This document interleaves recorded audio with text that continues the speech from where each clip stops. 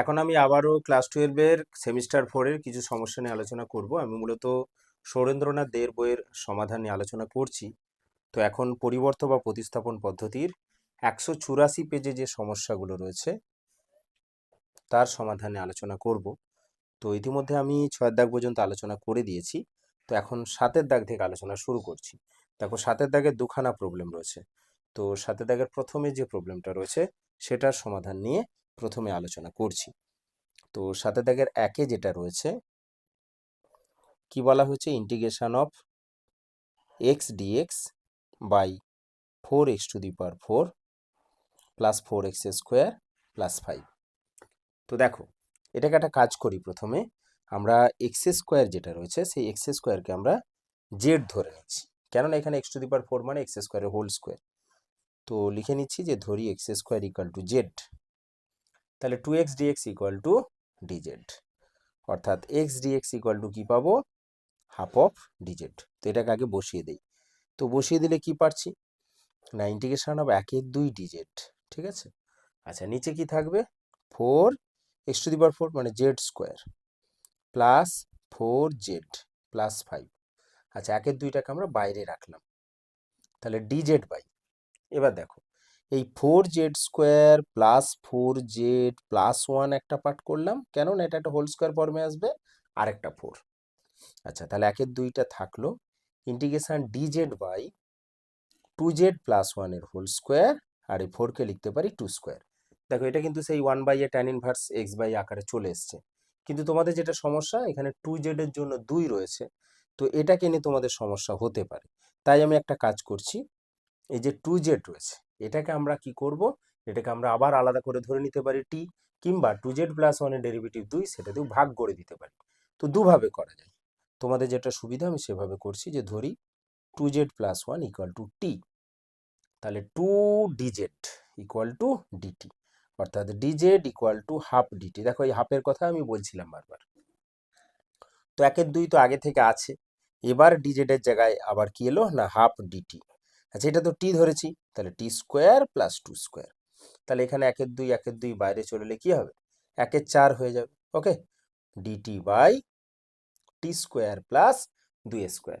তো কি ফর্মে এসেছে, অবশ্যই dx by x square plus a square ফর্মে, অর্থাৎ 1/a tan inverse x by a. তো 1/4 তো আগে থেকেই ছিল, আর এখানে এ বলতে 2, তাহলে 1/a tan inverse of X মানে t/2 প্লাস সি হচ্ছে সমাকল ধ্রুবক। এবার কি করব, টি এর মান বসাবো, টি এর মানটা যেমন জেড দিয়ে আসবে, আবার জেড এর মানটা এক্স স্কোয়ার বসাবো, তাহলে 1/8 tan inverse of 2z plus 1/2 plus c, আবার জেড এর জায়গায় কি বসবে, এক্স স্কোয়ার, তাহলে 1/8 tan inverse of 2x square plus 1/2 plus c. Okay, তো এইভাবেই আমরা কিন্তু 7 দাগের 1-এর যে সমস্যাটা ছিল সেটা আলোচনা করলাম। নেক্সট চলে যাচ্ছি 7 দাগের 2-এ যে প্রবলেম, একই প্রবলেম একই রকম। তো 7 দাগের 2 কি বলা আছে, integration of X DX by, আচ্ছা এখানেও আছে x⁴ minus X square plus 1। তো আগের মতো আমরা ধরে নিচ্ছি, যে ধরি x square equal to z, ঠিক আছে, তাহলে 2x dx equal to dz. আচ্ছা x dx equal to half dz. Okay, তো সেটা বসিয়ে দিই, হাফ ডিজেড বাই এটা কি হবে, তাহলে Z square minus Z plus 1, তাহলে Z square minus Z plus 1 এটাকে আগের মতো করে ভেঙে নেব, তো হাফটা বাইরে এলো, ডিজেড বাই, তাহলে জেড এর হোল স্কোয়ার, ঠিক আছে, জেড এর whole square minus 2 into Z, কিন্তু এখানে জেড আছে, তাহলে ইন্টু হাফ প্লাস, ওই যে বললাম a plus b by a minus b এর হোল স্কোয়ার করার জন্য হাফের হোল স্কোয়ার, কিন্তু এই হাফের হোল স্কোয়ারটা তো ছিল না, তাহলে হাফের হোল স্কোয়ার মানে 1/4 বাদ দিলাম, আর প্লাস 1 আগে থেকে ছিল, ঠিক আছে। আবার বোঝো, Z square minus 2 into Z মানে এ ইন্টু বি, বলতে হাফ করলাম কেন, যাতে করে জেডটা আসে, প্লাস হাফের হোল স্কোয়ার অর্থাৎ বি স্কোয়ার, মাইনাস ওই পার্টটা ছিল না বাদ দিলাম, 1 আগে থেকে ছিল সেটা লিখলাম। তাহলে এই পর্যন্ত এটাকে কি লিখতে পারি, তাহলে half into integration DZ by এই অংশটা হয়ে যাচ্ছে জেড মাইনাস হাফের হোল স্কোয়ার। আচ্ছা এখানে দেখো 1 মাইনাস 1 এর 4, তো 4 মাইনাস 1 3 এর 4, ঠিক আছে। তো 3 এর 4, 3 এর 4কে আমরা কি লিখতে পারি, √3/2 এর হোল স্কোয়ার লিখে দেবো। তাহলে half of dz by z minus হাফের হোল স্কোয়ার প্লাস √3/2 তার হোল স্কোয়ার। কি ফর্মে এলো, dx by x square plus a square ফর্মে, অর্থাৎ 1/a tan ইনভার্স x/a এই ফর্মে এসেছে, ঠিক আছে। তো 1/2 1/a, এ মানে √3/2 tan ইনভার্স অফ এক্স মানে Z minus half by tan inverse of x/a মানে √3/2 প্লাস সি।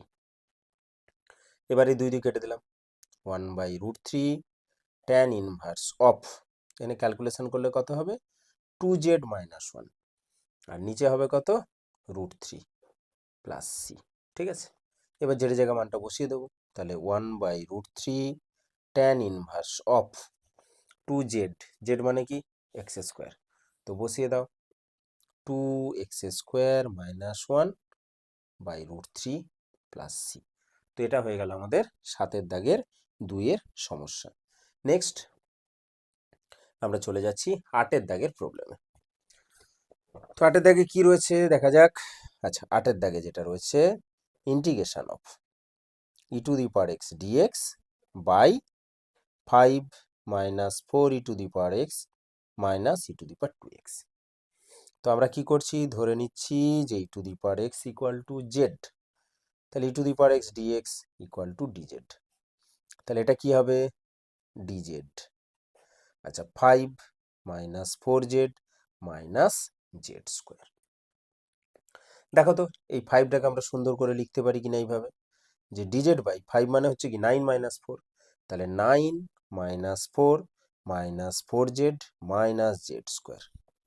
ওকে, আচ্ছা dz বাই, আচ্ছা 9 এর পর বাকিটাকে আমরা মাইনাস কমন নিয়ে নিচ্ছি, তাহলে এটা লিখতে পারি দেখো জেড স্কোয়ার, আচ্ছা সবগুলো প্লাস হয়ে যাচ্ছে 4z প্লাস 4,